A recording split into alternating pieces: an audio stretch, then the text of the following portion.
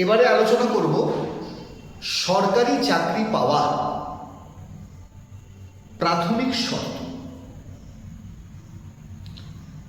অত্যন্ত গুরুত্বপূর্ণ বিষয়। যারা সরকারি চাকরির জন্য প্রস্তুতি নেয়, এটা তাদের এবং তাদের অভিভাবকদের শুনে রাখা অত্যন্ত গুরুত্বপূর্ণ। তার কারণ একটা সঠিক রোড ম্যাপ যদি একটি ক্যান্ডিডেটের সামনে না থাকে, একটা ছাত্রের সামনে না থাকে, তাহলে কিন্তু সে তার লক্ষ্যে পৌঁছতে পারবে না, কখনোই পারবে না। সরকারি চাকরি পাওয়ার লক্ষ্যে পৌঁছতে পারবে না। পৃথিবীর অন্য যে কোনো কাজ হতে পারে, কিন্তু সরকারি চাকরি পাওয়ার জন্য প্রাথমিক কতগুলো শর্ত আছে। তাহলে কি এমন বিরাট শর্ত যা অত্যন্ত গুরুত্বপূর্ণ, পৃথিবীর একদম বিখ্যাত ফর্মুলা, একেবারেই বিখ্যাত কোনো ফর্মুলা বা গুরুত্বপূর্ণ কোনো ম্যাথামেটিক ক্যালকুলেশন, ইকুয়েশন, ফর্মুলা এরকম কিছু নয়। মূল বিষয় সেটা হচ্ছে রোড ম্যাপ করা। অর্থাৎ সারা ভারতবর্ষের সমস্ত চাকরির পরীক্ষাগুলোর সিলেবাস সম্পর্কে একটা প্রাথমিক ধারণা নেওয়া। স্বাভাবিক কারণে একটা নতুন ছাত্র বা অভিভাবক, তার সেটা থাকবার কথা নয়, সেটা এক্সপার্ট কেউ তোমাকে দেবে, যার উপর তুমি নির্ভর করতে পারো, সে তোমাকে দেবে, যার ধারণা আছে। এইবার সেই রোড ম্যাপ অনুযায়ী তোমাকে কিন্তু এগোতে হবে।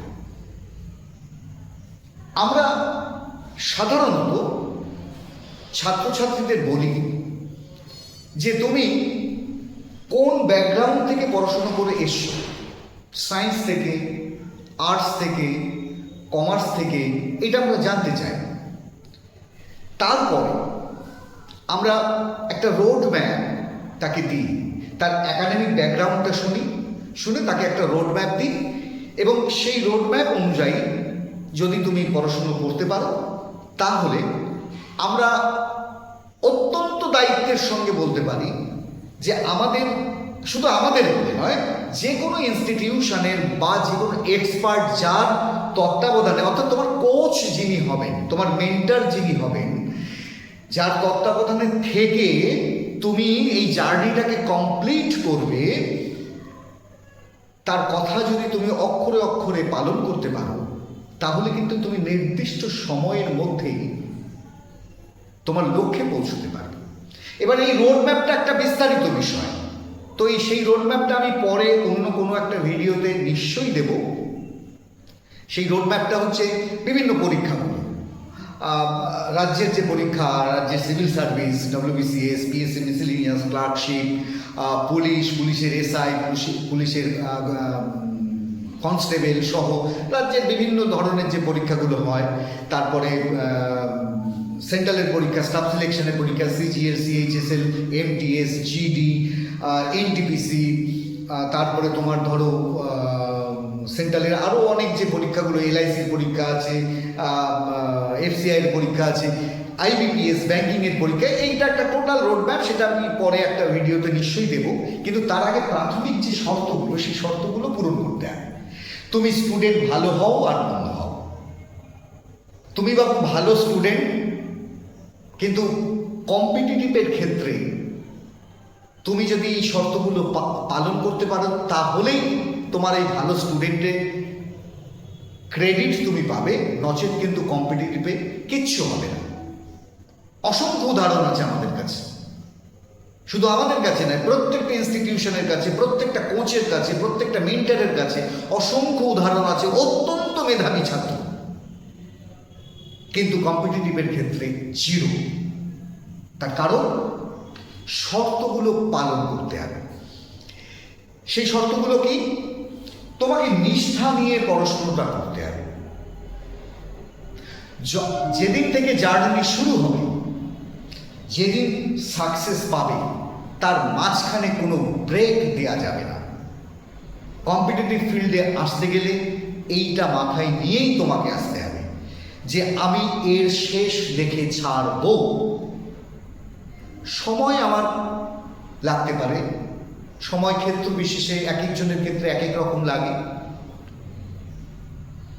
কারো 1 বছর, কারো 2 বছর, কারো 3 বছর, এমন অসংখ্য উদাহরণ আছে যাদের 7-8 বছর লেগে গেছে, কিন্তু তারা মূল স্রোত থেকে বেরিয়ে যায়। সে কারণে আমরা একটা কথা বলি, ওই যারা শেয়ার বাজারটা জানেন, ধারণা আছে, আমার একেবারেই নেই, যে শেয়ার বাজার এমন একটা জিনিস, সেখানে যদি কিছু কিছু করে ইনভেস্ট করে রাখা যায়, যদি মার্কেট পড়েও যায়, একটা সময় গিয়ে নাকি তার বিরাট একটা প্রফিট দেয়। তো এইটাও তাই।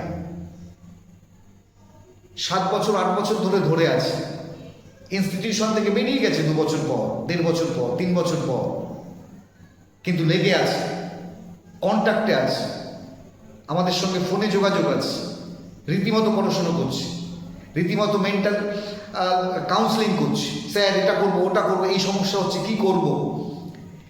7 বছর পর সাকসেস পেয়েছে। অসংখ্য উদাহরণ আছে। যাই হোক, সেটা তো ভিন্ন বিষয়।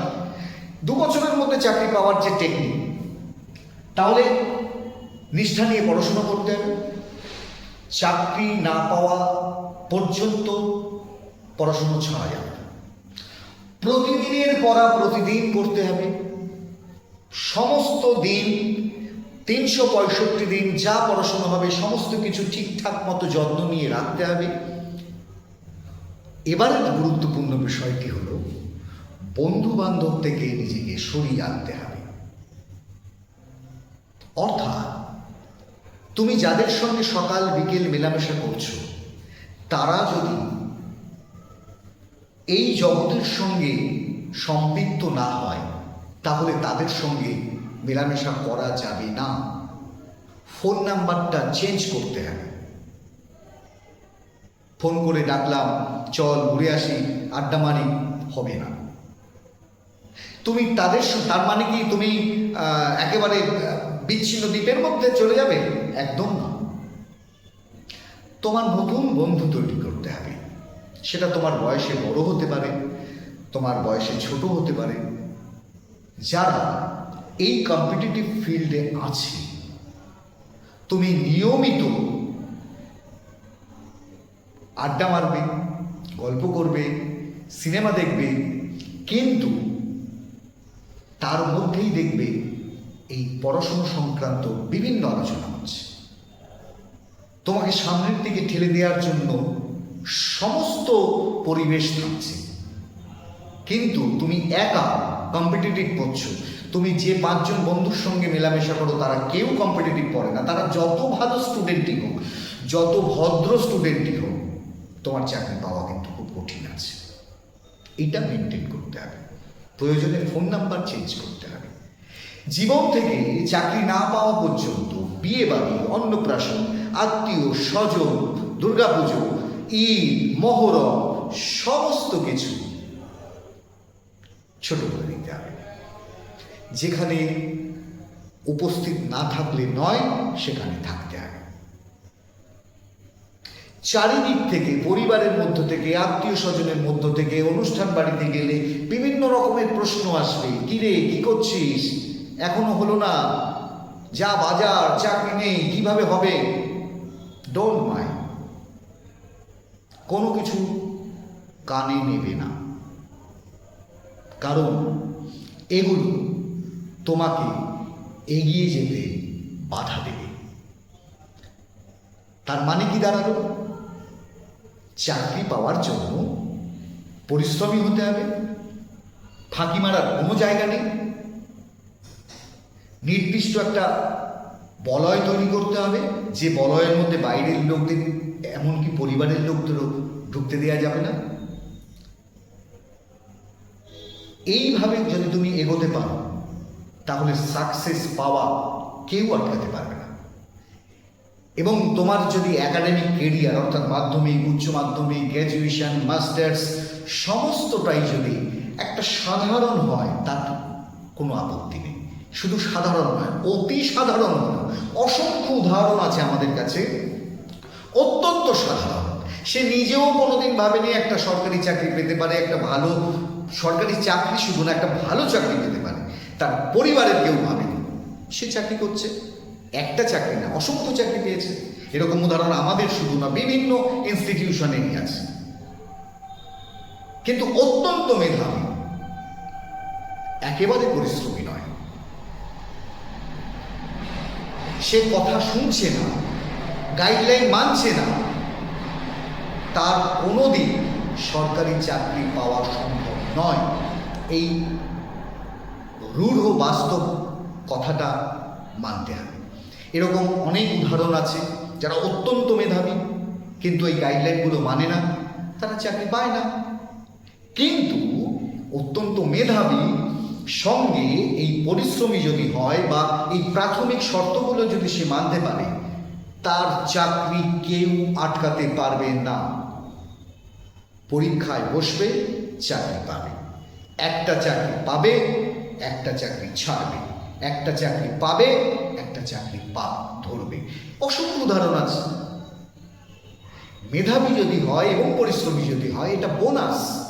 কিন্তু শুধু মেধাবী একেবারে পরিশ্রমী না, তাহলে হবে না। প্রচুর সময় পড়তে হবে, সারাদিন পড়তে হবে, রাতারাতি সম্ভব নয়। তুমি যদি মনে করো আজকে বাড়িতে গিয়ে যে আজকে থেকেই 10 ঘন্টা করে করব, তুমি জীবনে কোনোদিন 10 ঘন্টা কেন 2 ঘন্টা টানা পড়নি। জীবনের সবচাইতে বড় পরীক্ষা মাধ্যমিক, উচ্চ মাধ্যমিক, সেই সময়ই তো তুমি 2 ঘন্টা পড়নি। তুমি কি করে ভাবছো যে কালকে থেকেই তুমি 10 ঘন্টা করে পড়বে? কোনোদিন সম্ভব না। ধীরে ধীরে ধীরে ধীরে হয়। এই জার্নিটা রাতারাতি হওয়ার কিছু নয়। সেই জন্য আমরা বলি যে এখানে ওয়ান ডে খেলার কোনো জায়গা নেই। এখানে টেস্ট খেলতে হবে, ধরে ব্যাটিং করতে হবে। তাই যাদের ধরে ব্যাটিং করার মানসিকতা আছে, যাদের শেখার মানসিকতা আছে, তারাই কম্পিটিটিভে সাকসেস পায়। তাই এই প্রাথমিক শর্তগুলো আলোচনা করলাম। পরের দিন রোডম্যাপটা আমি তোমাদের বলবো কিভাবে এগোবে, কোন কোন পরীক্ষাগুলোর জন্য, কারা কোন কোন পরীক্ষাগুলোর জন্য যদি ফোকাস করতে পারো ভালো হয়, সেটাও আমি বলবো।